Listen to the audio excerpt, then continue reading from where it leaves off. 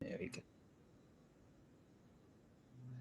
Okay, so I think we're going to begin chapter 7 today of the song. There are 8 chapters, so we're making progress. It took us about a half a year to get here, so that's good. More than a half a year, I should say. We started right after Passover. But in any case, where are we? Let's just figure out, place ourselves. Where are we in the song right now? So chapter 5 was the scene. I guess the end of chapter 4 was the wedding. Chapter 5 was the scene where, for whatever reason, there's been fallout, and the woman is lying in bed. The man is knocking on the door.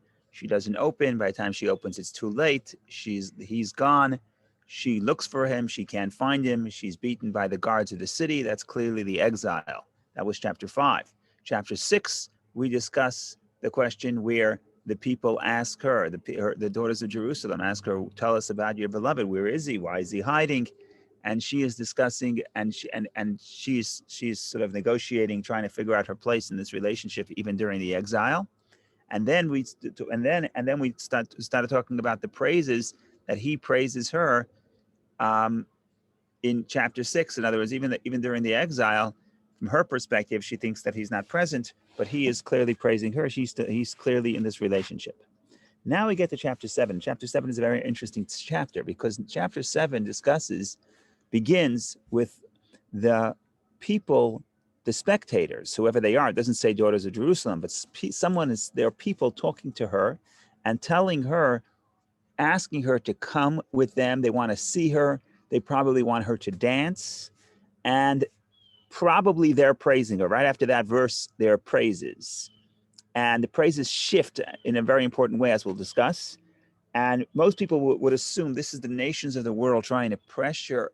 In other words, go back to the story.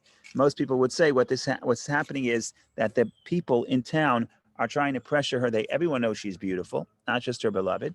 So the people in town are trying to move her away from waiting for her beloved and come to them and come enjoy and come and dance and play with them, and to move away from her beloved. She is not having it, as you will see in the beginning, verse 1 of chapter 7.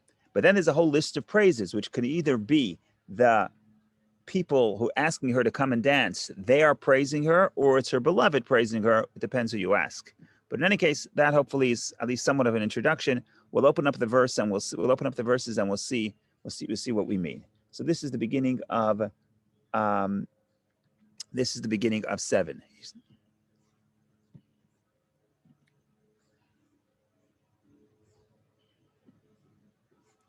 Return, return, O Shulamit. She has a new name here. Till now, she's not named. Now, apparently, her name is Shulamit. We'll see what the word means and what the etymology is.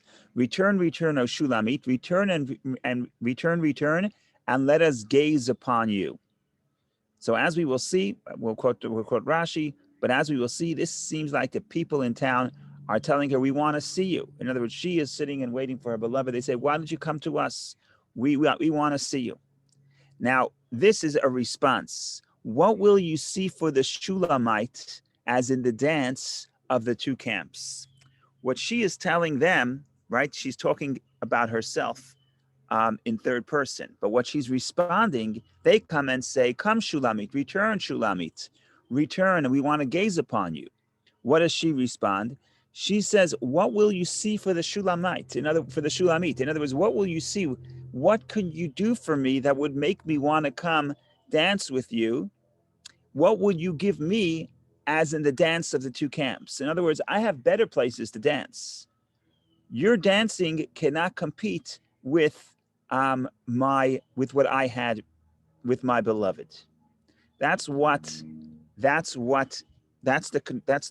basically how this verse is understood. From here, from verse 2 all the way down to verse 6, or maybe even in verse 7, is somebody is praising her. It's either the people, either her beloved, but who's not present. But let's say it's not the beloved. It's the people coming to ask her to dance. They're praising her.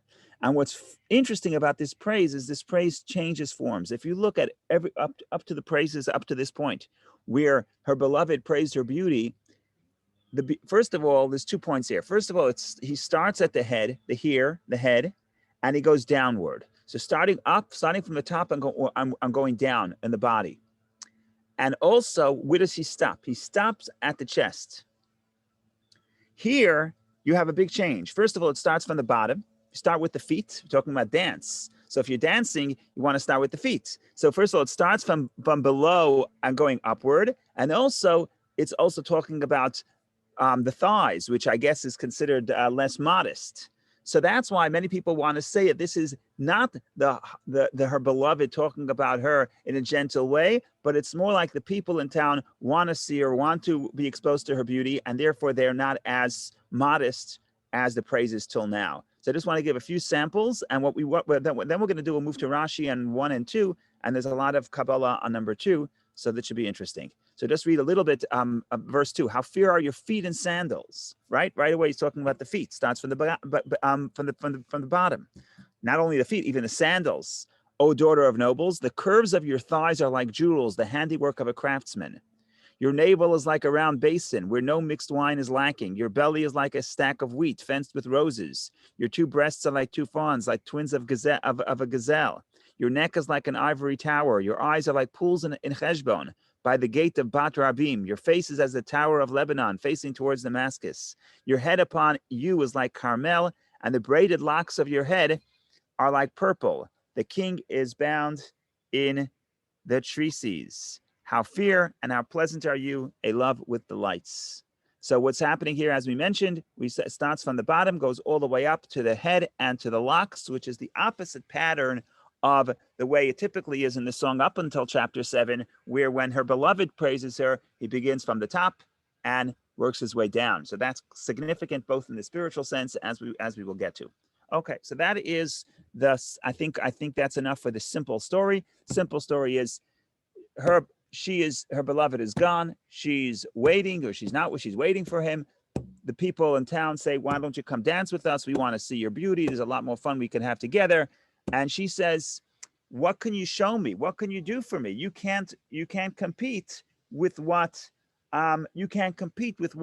my beloved has done for me." Now, what does it mean in verse 1? What will you see for the Shulamite as in the dance of the two camps? So we're not so clear what that means. In the historic interpretation, it's going to become clear. But I just want to tell you that you don't even have to say two camps. You could say in the dance of camps. Mecholat is the dancing, Machanayim is camps. So in other words, I had many experiences of dancing before, and what you can offer me, responds the Shulamit, what you can offer me is cannot compete with what I had in the past. And therefore, I'm sorry, I'm not being tempted. That is the simple interpretation of the simple story. Now we want to get to the historic, and once we get to the historic, we can get to the Kabbalistic, but just want to make sure that everything is clear. So far, so good, no questions, and then we could continue. Okay, if there's no questions, we continue. What is this verse referring to? So if chapter 6 is referring to the exile, chapter 7 is also referring to the exile. And as we'll see in a minute, Rashi says, who is speaking to the woman? Who is speaking to the Jewish people? All the nations of the world. And they basically say, why don't you come with us? We'll dance together. We'll appoint you to be leaders. In other words, if you follow our ways, we'll give you greatness. I'll see in a minute how Rashi, and you see that in the verse. And by the way, if you look at the verse, it's very poetic, but if you look at the verse, it says the word shuvi, return 4 times, right? Verse 1, return, return, O Shulamit, return, and let us gaze upon you. Now, when you talk about number 4 in the context of exile, so the Medrash explains that there are 4 exiles.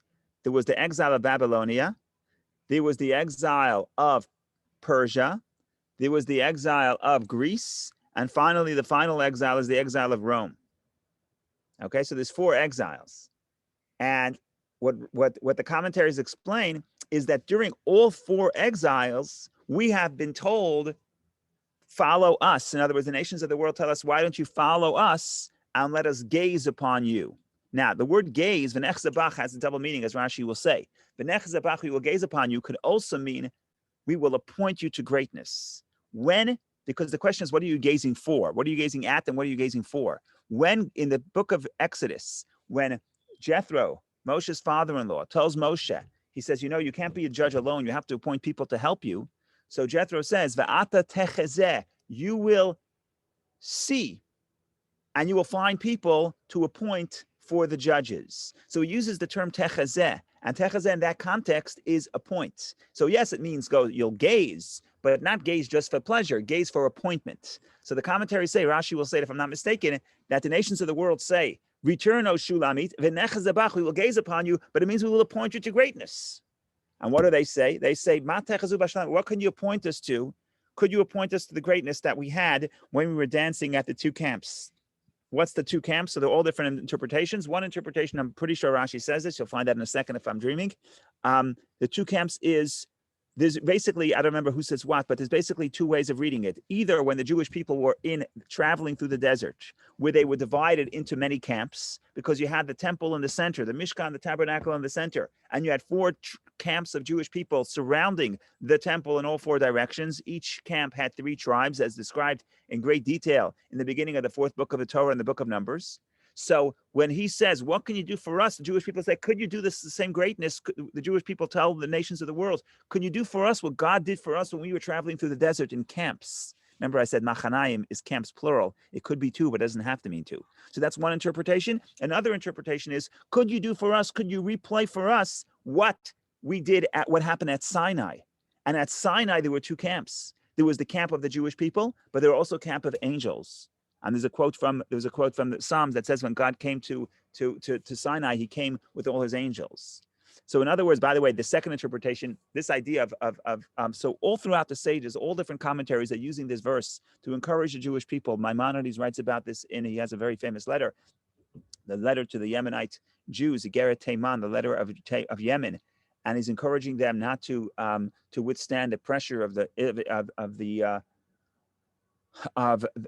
pressure to convert to Islam. And he quotes this verse and he talks about this and he says, we tell the nations of the world, we're happy to follow you, we're happy to dance with you if you can replay Sinai, if you can give us that same revelation we had at Sinai, which was obviously a very different than all other revelations, all other religions, as Maimonides describes, where all the other religions, there is a revelation to one person or a small group of people. Here at Sinai, we had a revelation, mass revelation to hundreds of thousands of people. So Maimonides tells the Jews of Yemen, he says, look, he says, the nations of the world say, keep saying, and Maimonides quotes this 4 times, every exile we're in, they say, come, let us see you.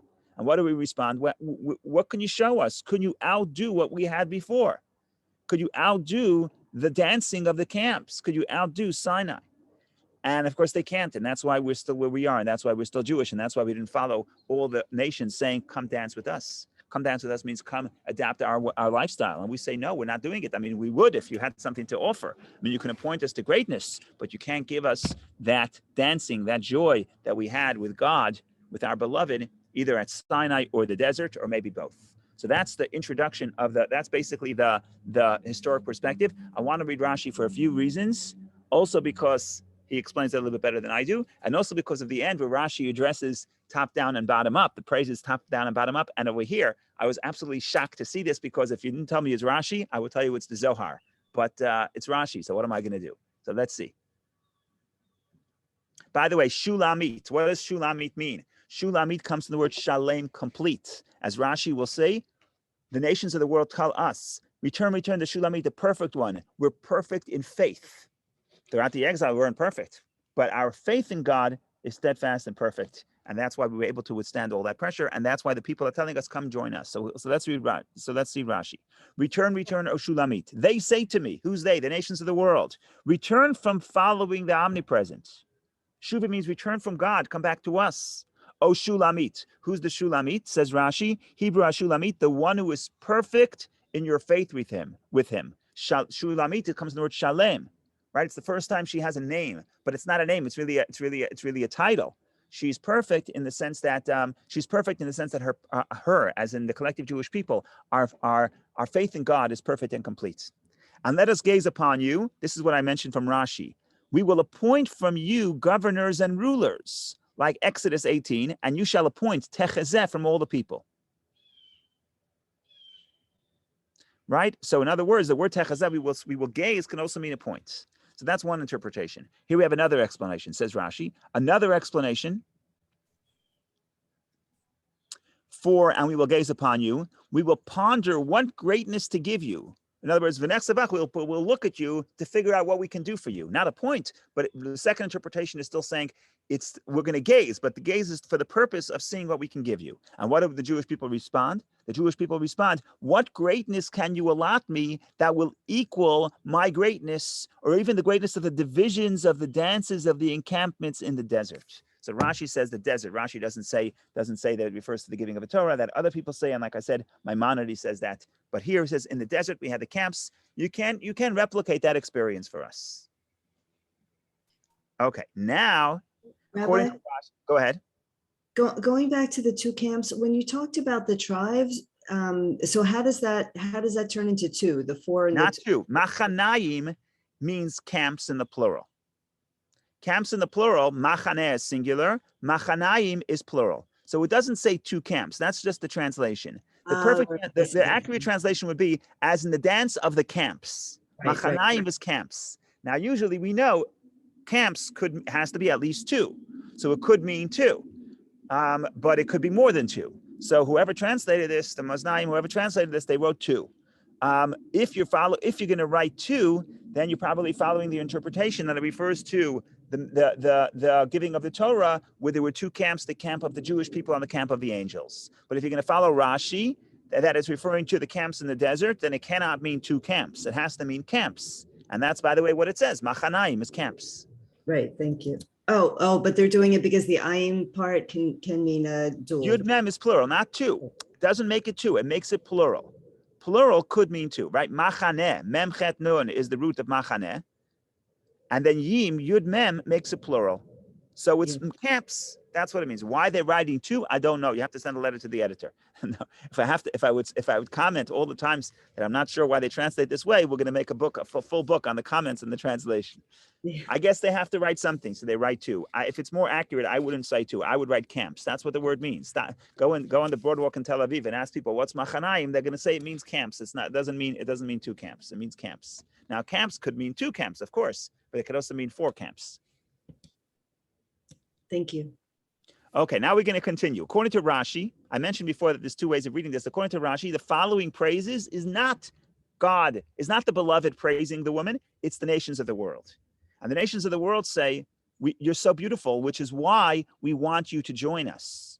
So that's what Rashi is going to say. So they stop talking about the feet. How fair are your feet in sandals, O daughter of nobles? The curves of your thighs are like jewels, the handiwork of a craftsman. And it continues. All those descriptions, we're not going to have time to go through them today.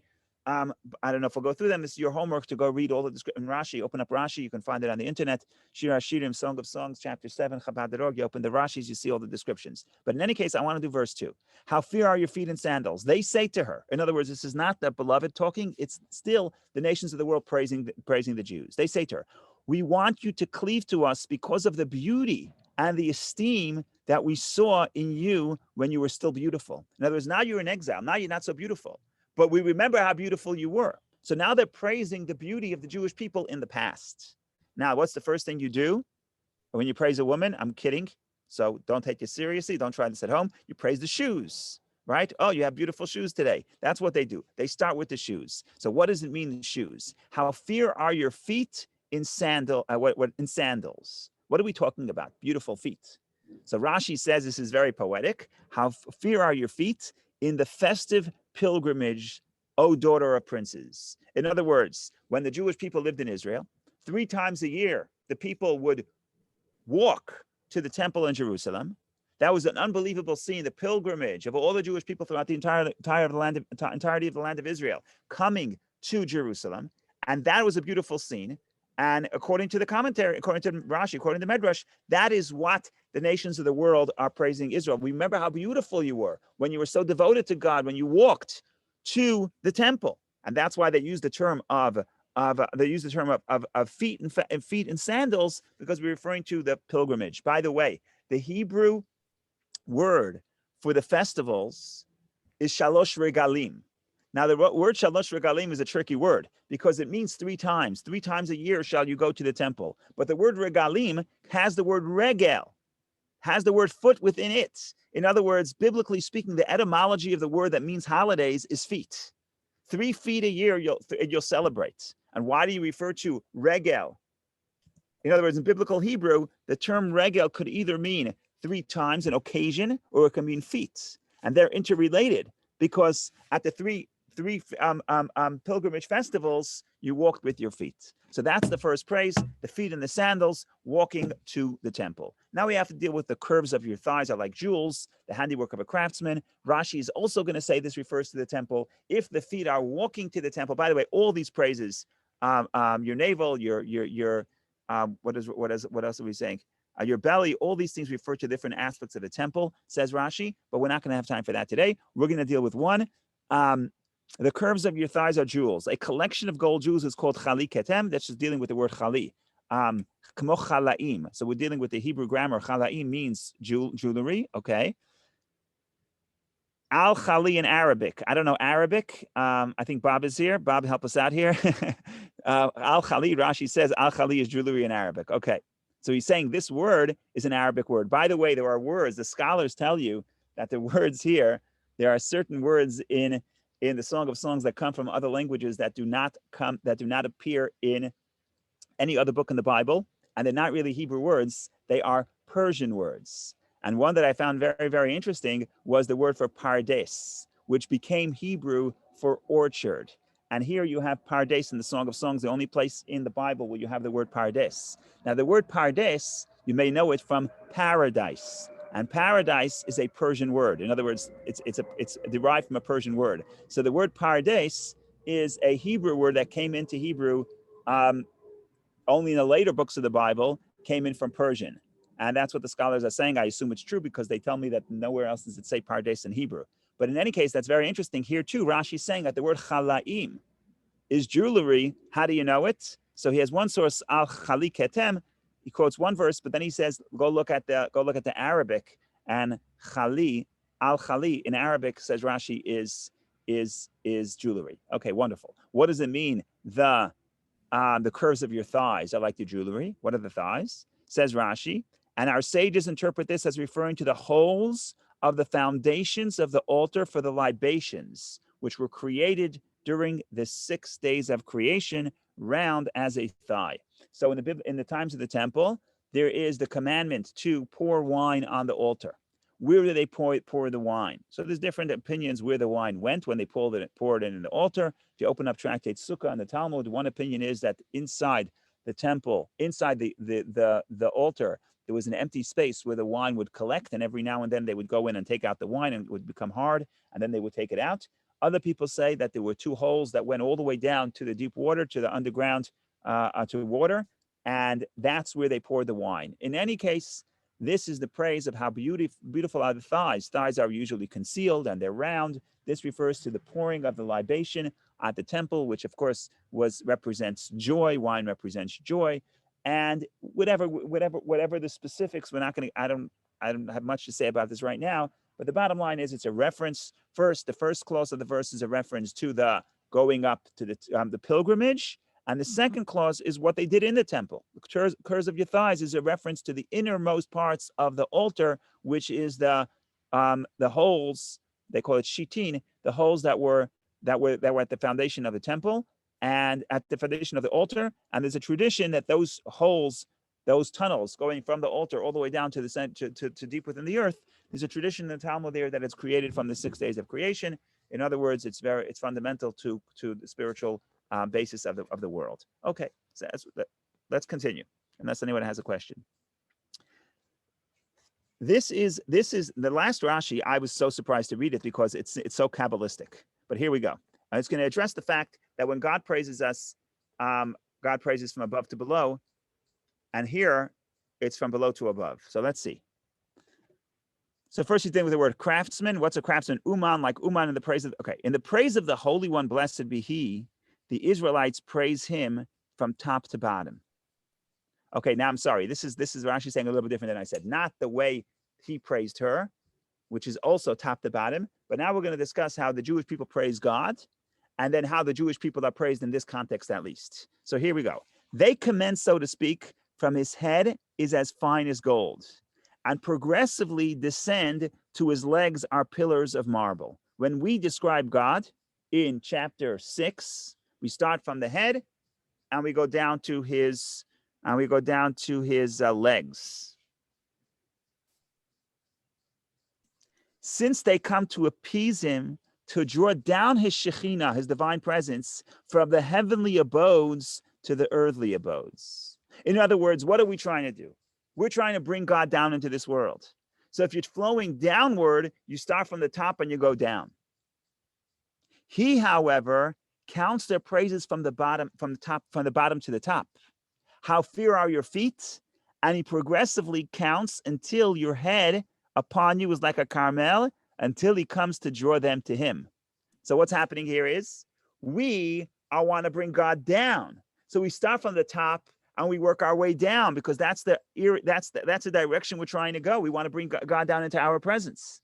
Rashi says, chapter 7, unlike we said earlier, that verse 2 and on is the praises of the nations of the world. Now Rashi is shifting. Rashi is saying this is God praising us, but he praises us from the top, from the bottom up, because he's trying to lift us up closer to him. And if you're lifting up, and the pattern is going upward, then you start from the bottom and you go upward. Why am I saying this is so interesting that Rashi is saying it? Because to me it sounds Kabbalistic, because you look at the Zohar and look at the Kabbalah, everything is divided into top down or bottom up. In other words, from above to below, or from below to above. That's a concept that is prevalent all throughout the Kabbalah.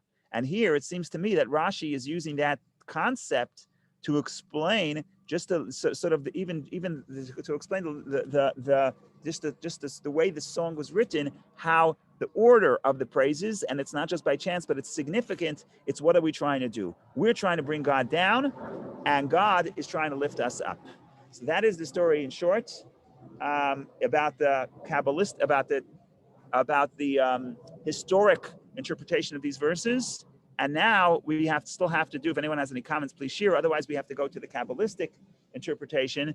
I'm just afraid that there's going to be a little bit of noise, so I may have to move a little bit. But yeah, I think we're going to go inside now. But in the meantime, if anybody has any comments or jokes or anything else to share, or you want to share any literature or poems, whatever you want to do, I'll give you 60 seconds and we'll be back in business, I hope.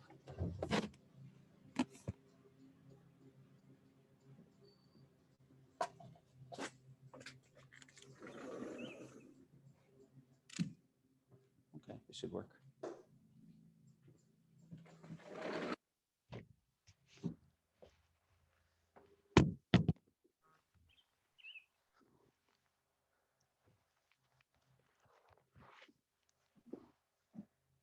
Rabbi, before you get started, I think we went through this head-foot thing before, and you said that the head is the spirit and the feet is the exact opposite. It's grounded in the earth.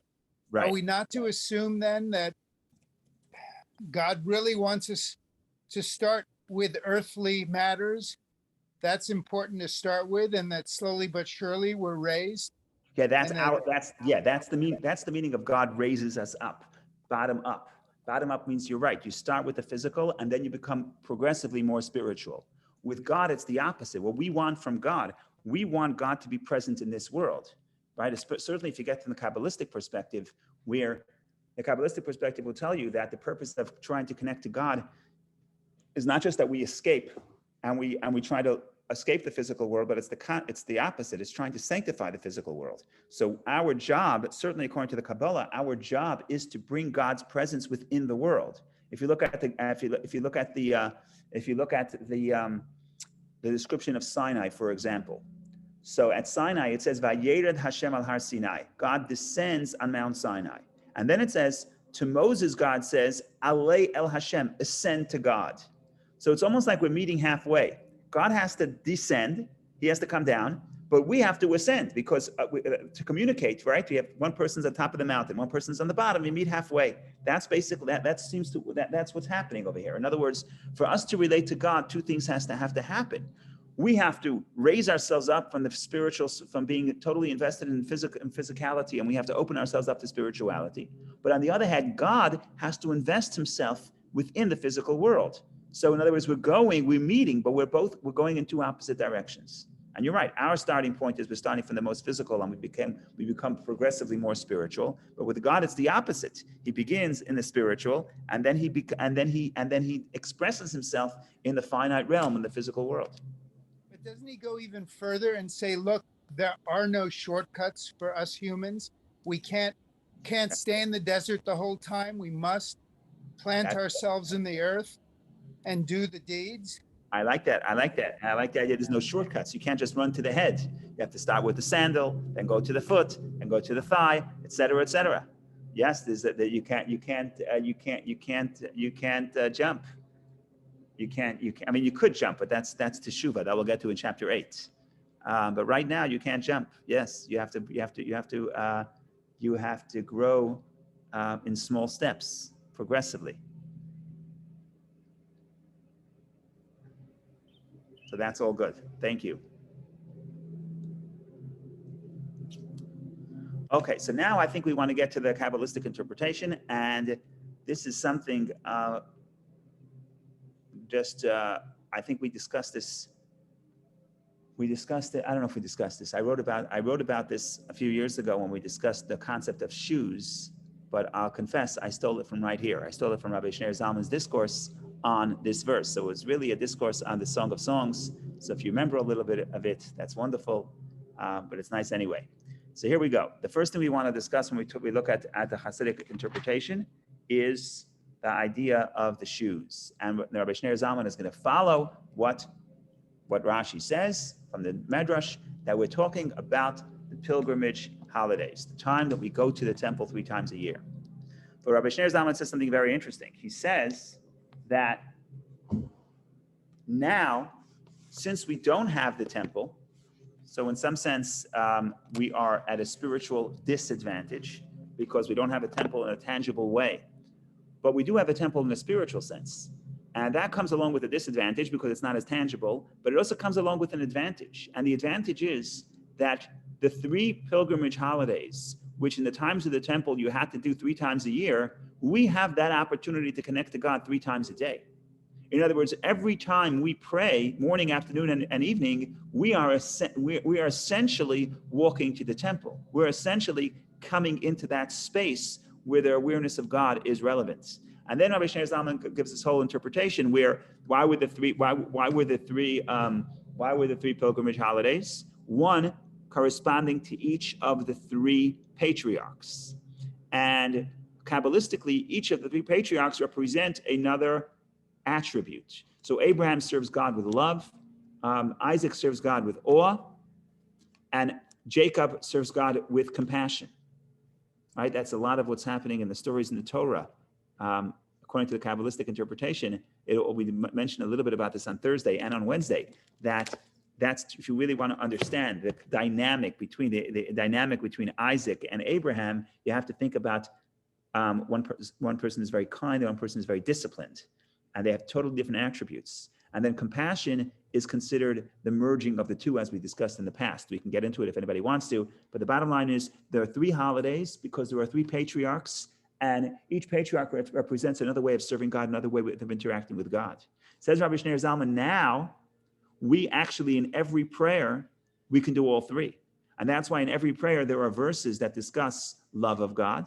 There are verses that discuss awe of God, and there's verses that discuss God's compassion to us, because we are achieving all 3. Remember, when the temple is not tangible and it's all spiritual, so on one hand, it's a disadvantage. It's not as tangible as it used to be, but it's not limited in the same sense, and therefore we can achieve this much more often. So that's by way of introduction. So we're also going to the temple. We're going to pray. We're going to the temple. When we go to the temple, what happens? So all of a sudden, we're going to run into the shoes.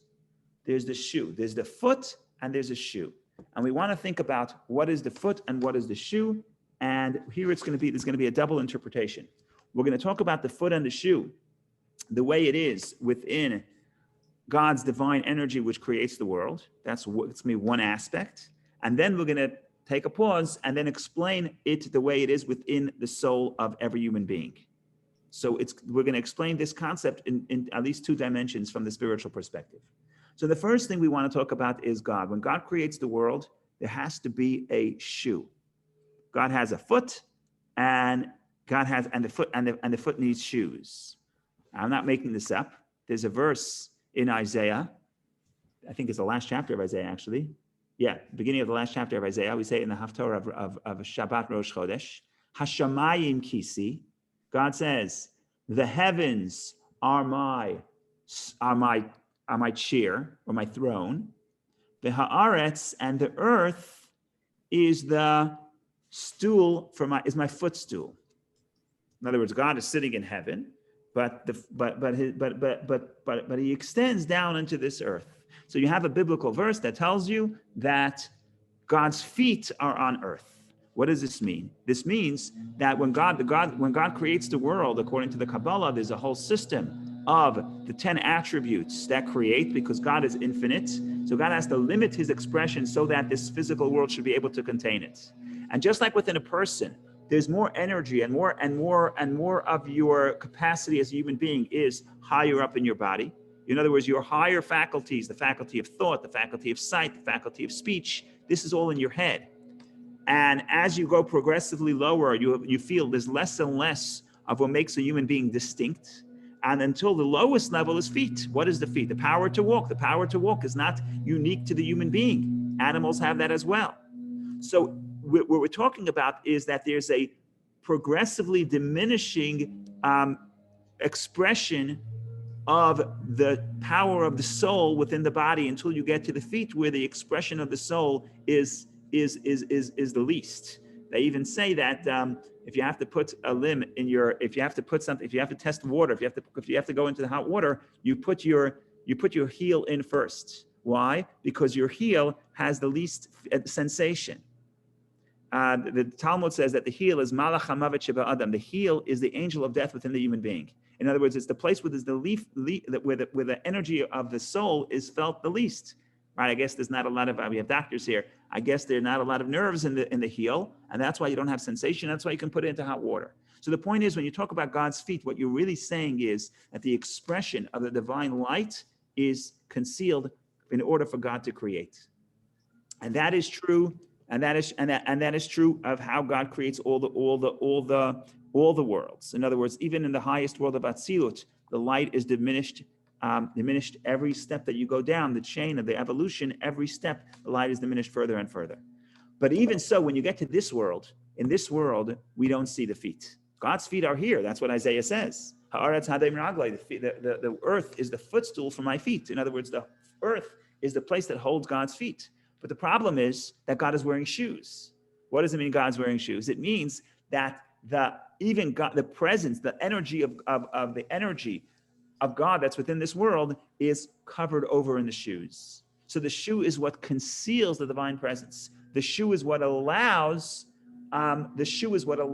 for the presence of God to be concealed completely in this world. So that's step one. What's the equivalent of the feet and the shoe within the human soul? And we have to tie it all back to what does this have to do with the pilgrimage? So we'll get to that in a minute. But what's the equivalent to the foot and to the foot and the soul, the foot and the shoe within the human soul? So let's think about this for a second. The Kabbalah explains that the Jewish soul has two names, right? You have Yisrael, which is Israel, and you have Yaakov. Yaakov, why does Jacob get the name Jacob? Because he's holding the heel of his brother Esav. The word Yaakov means heel. Now, Yaakov comes from the word Yud. It's combined really of two words, Yud Akev, the letter Yud and heel. That's Yaakov, that's Jacob. What does Yud represent? Yud represents wisdom, the flash of wisdom.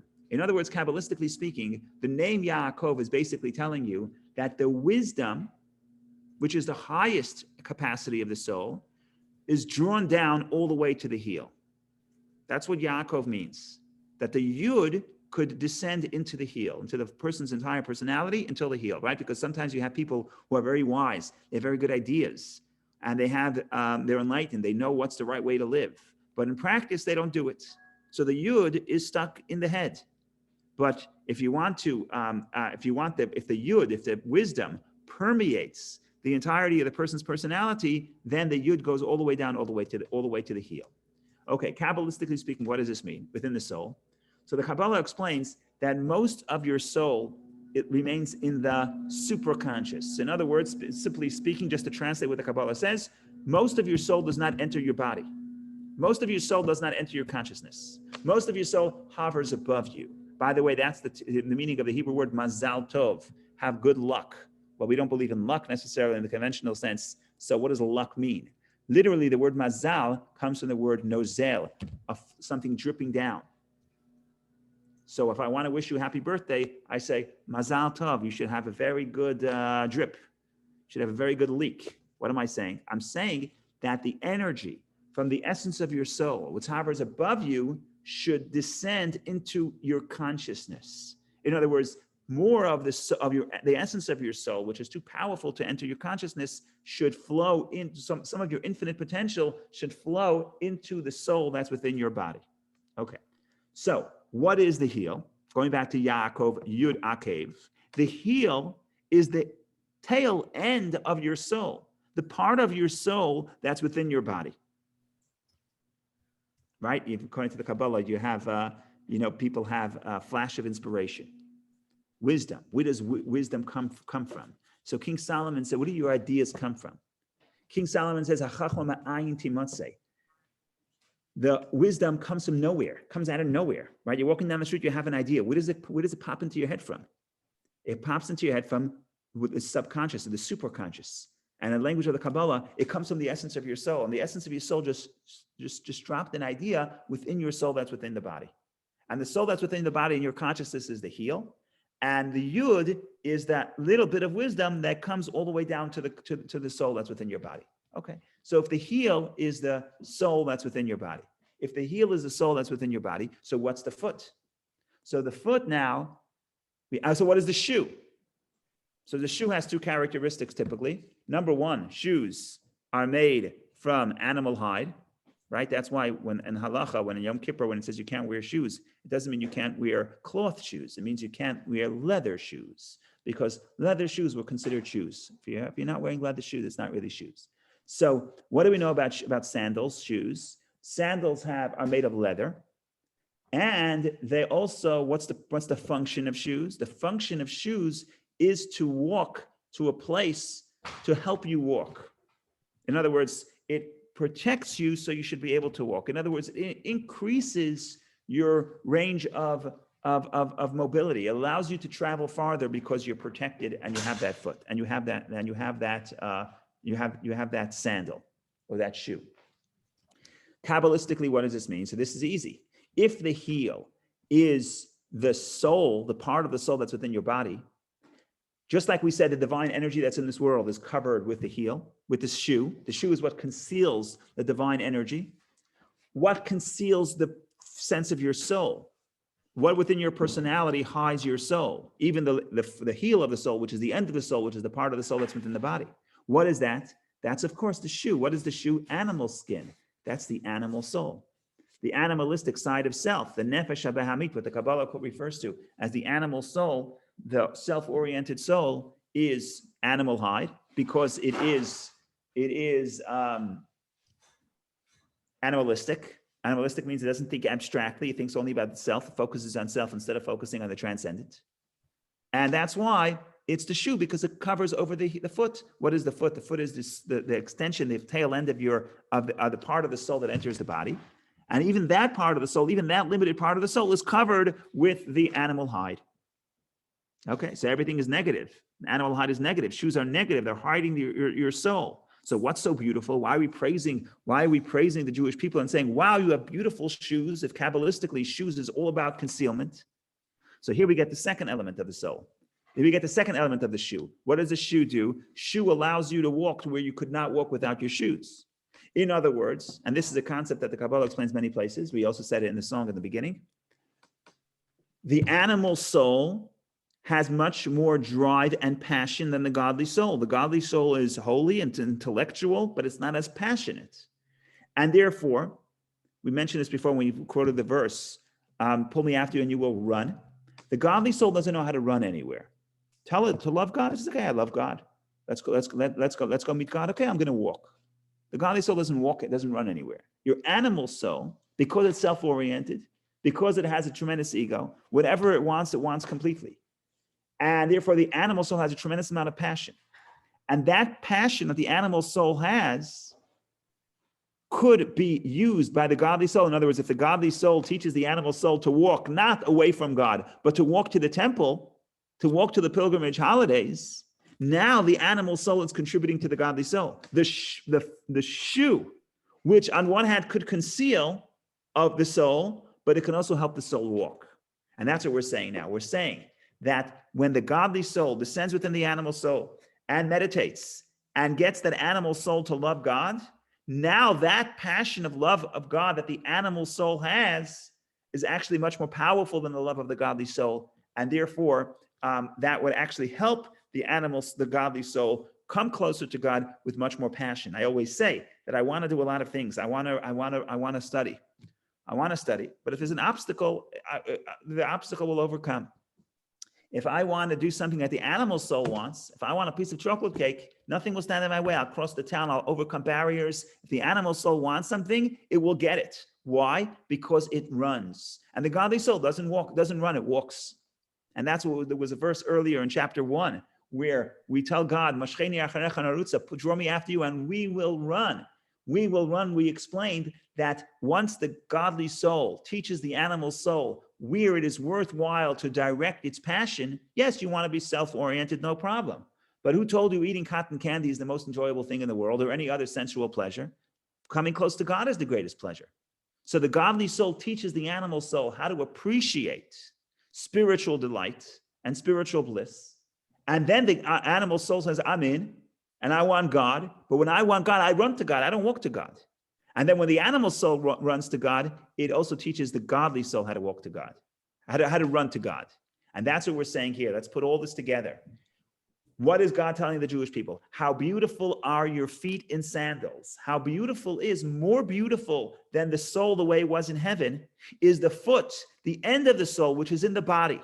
And in the body and covered with the animal soul. It's covered in animal hide. The metaphor is beautiful, right? The leather shoe is the animal hide, is the animal soul concealing the foot, concealing the energy of the soul. And yet, it's beautiful. The foot is beautiful and the shoe is beautiful because the shoe is the pilgrimage. The shoe is what allows the godly soul to walk with much greater passion to become close to God. In the language of the Kabbalah, with all your might, love God with all your heart, with all your soul, that the godly soul can do. With all your might, the godly soul can't do that. The godly soul doesn't have might, doesn't have that strength, doesn't have that passion. But the animal soul has that passion. And that's the true beauty. The true beauty is that we take our shoes and we walk to the temple. What's our shoes? Not just we take our shoes along. Because we have shoes, because we have that concealment, because we have that animal hide, we are able to go up to the temple. And that's the true beauty. That's a beautiful, I think, a concept in my mind. We still have to finish the thighs, and we still have to think about the thighs and the jewelry. So give me another minute or two, and then we'll call it a day. And if anyone has any comments or questions, please share. But in any case, what do we have to continue? The curves of your thighs are like jewels, the handiwork of a craftsman. So there's jewelry here. What is jewelry? Jewelry beautifies the woman. Beautifies the woman, makes the man want to fall in love, makes the man fall in love with her. It's supposed to beautify. What is the beauty? The beauty are the thighs. Not any other part of the body, not the chest, not the head, not the hair, that comes later. But we're moving from the sandals to the thigh. What is the thigh? So the Kabbalistic interpretation is like this. The body itself, the torso itself, is the place where you sense the feeling and the energy of the person. That's, spiritually speaking, the torso of God, the torso of connecting to God. The body itself is study of Torah. Study of Torah, you're connected to God's with divine wisdom, you're connected to the realm of spirituality, you're in the body, you're in the torso, you're connected to God. What are the thighs? The thighs is what extends from the body outward, right? What are feet? What are feet? Feet, you don't really need it necessarily. It's just if you have to go somewhere, you need a foot. So in other words, it's how you extend to the world around you. That's what the foot represents. As opposed to the torso, that's your body. That's you yourself. Without, if your heart doesn't pump, you're dead, right? But your feet is just to extend you to a different place. So what are the thighs that extend from the torso? That's the realm of action. Person could be studying Torah a whole day, sitting in his dining room, studying Torah a whole day. That's the torso. But where are the feet? could you extend like a leg extending, like a thigh, like a leg extending from the torso? Could you extend from the realm of holiness and extend into this world? And Rabbi Shneur Zalman says the feet, the thighs, therefore, is charity. Performing acts of charity. Charity is a synonym for all the mitzvot. Performing kindness within this world is extending the torso to this world, extending the values of the Torah to the practical world. And that's a jewelry. What is jewelry? Jewelry, we discussed this also in chapter 1. Everything starts in chapter 1. Jewelry is this paradox where something physical, something the lowest form of life, the inanimate, could radiate beauty more than other forms of life, more than the vegetation and more than the animalistic. There's something beautiful about the fact if you can get a stone to shine. To get the fire to shine is not so hard. You get the stars to shine. You can get a stone to shine. That's the valuable. Wow, something as inanimate as stone should shine. That is beauty. That's what makes it. That's the novelty. That's why they're so expensive. So what we're saying here is that when you have the thighs, when the thighs are not so much the body of the Torah, but the way the body of the Torah extends outward into the physical world to perform kindness and charity within the physical world, that is like taking something physical and making it beautiful. That's exactly the jewelry created by a craftsman. And Rabbi Shneur Zalman continues. What's the function of the jewelry? As I said, you want the man to fall in love with you, you put on jewelry. You want God to descend to you. You want God to come down, to lower himself to descend to you. You have to give charity. What is charity? Lowering yourself and giving to people who have less than you. So when you give charity in the physical sense, you're lowering yourself to someone who has less than you, less fortunate than you in the physical sense. Then God also lowers himself as the thighs, lowers himself to have a relationship with us. So our act of lowering ourselves to give charity to someone who's less fortunate than us elicits within God the same idea to say, wow, she has beautiful jewelry. I want to connect with her. In other words, I also want to descend because she is descending. Everything we do elicits the same reaction within God. So if we're not going to lower ourselves to people less fortunate than us, then God won't lower himself to us, because in this relationship, the man is the giver, the woman is the recipient, at least in some sense, at least till we get to things turn around. Was that last chapter? Things turn around. We have to go back to that verse. Okay. At least for right now, we're the recipient and we want God to descend to us. And the way we get God to descend to us is when we lower ourselves to give charity, to extend from the torso to the thighs, extending downward into this world. One more detail. Rabbi Shneur Zalman says, what is the idea of the thighs? So you're talking about legs. The Torah is the legs. Charity is legs. Why thighs? So he says within the leg, there's two aspects. There is the lower part of the leg, which is typically revealed, because in those days you didn't always wear shoes. So when you went to the pilgrimage, when you went to the temple, you had to travel, you put on shoes. But if you're just hanging around town, you don't need shoes. But the thighs are covered. So if charity is the leg, what is the thigh? What is the aspect of charity that is covered? So he says that's matan basesha, that's giving charity anonymously. Because we know the greatest form of charity is giving charity in a way that it's concealed. So Rabbi Shneur Zalman says the beauty that we're praising now is that the thigh is the charity that's done in a concealed way. And I think that the second clause of the verse is a continuation to the first. In other words, what is the first? The first is we're saying how beautiful it is that even though the Jewish people have shoes, in other words, they extend into reality where the shoes cover the foot. In other words, even the little bit of energy of God is that is present is concealed in the world collectively by the angels that are referred to as the sandals, and within the person by the animal soul that conceals the soul. So even though we have the shoe, the beauty is that the shoe helps us walk and helps us come close to God. And similarly speaking, the fact that we descend within this world, we move out of the world of ideas and feeling and emotion, that's serving God, that's studying Torah, that's wonderful. But we're going to move into the realm of action, of descending into this world, bringing the kindness from the Torah, from the idea, from the realm of idea to the realm of practice. That is the beauty. That is the jewelry. That's what gets God to fall in love with us. So this, ladies and gentlemen, is the story in short. I hope you enjoyed it. I enjoyed it. Thank you so much. Beautiful. Thank you. Good Beautiful. job. Can I ask you a quick question, Yeah. Rabbi? If you can hear me, I have a question. What does the idea of Chabad? How can you apply the idea of Chabad here? Like the idea of head controlling the emotions. So the same idea is with Chabad. Chabad. Yeah. So the previous chapter is probably more when we're praising God, we just state how we want to be, right? How we want to be. We want our head to control the emotions, right? And here we just accepting the reality. The way I would say it is, ultimately speaking, look, there's ultimately, what is Chabad? Chabad is that if you want to affect the heart, you have to start with the mind. So you're going top down. So Chabad is Chachma Bina Dat, wisdom, understanding, knowledge. But wisdom, understanding is not enough. You have to have Dat. You have to have knowledge. Why? Because knowledge allows for the idea of your heart the idea of your head to go into the heart.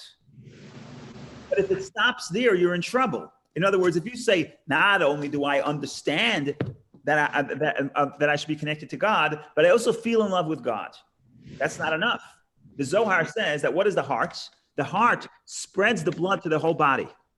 So the whole purpose of emotion is that the emotion, right? You start with Chabad, wisdom, understanding, knowledge. But the whole purpose of wisdom, understanding, knowledge is to get to the heart, to create the emotion. But why do we want emotion? Because emotion will extend and motivate the rest of the body. What's the difference between somebody who has an idea? I really think that it's a nice idea to buy you flowers, and the other person who actually goes and buys the flower. What's the difference? The difference is that the idea go into the heart, because the mind is too abstract to motivate action. The heart is not. Even physically, the heart is associated, emotions are associated with the heart, and the heart is closer, lower down. It's within the torso, it's within the body. It's much closer to the rest of the limbs. And the reason why it's that in the physical anatomy is because spiritually, that's the way it is. Ideas are more abstract.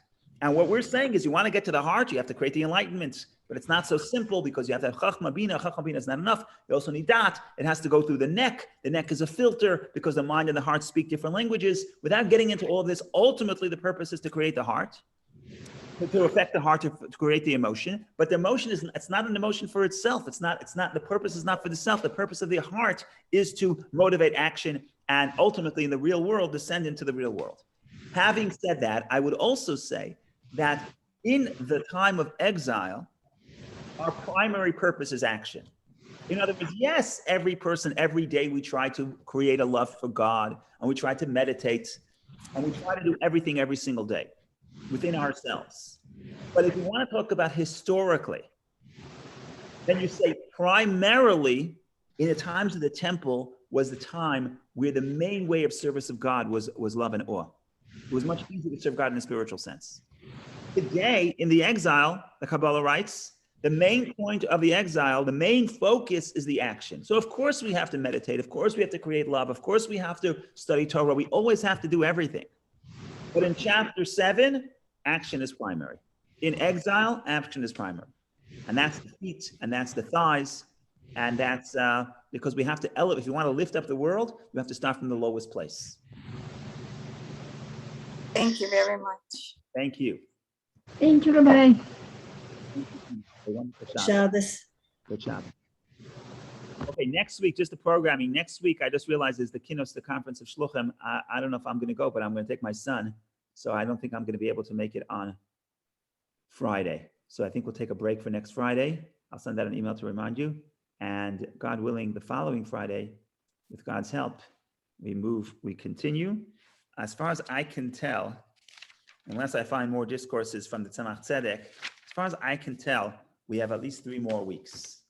And that will put us to 26 classes. Wow.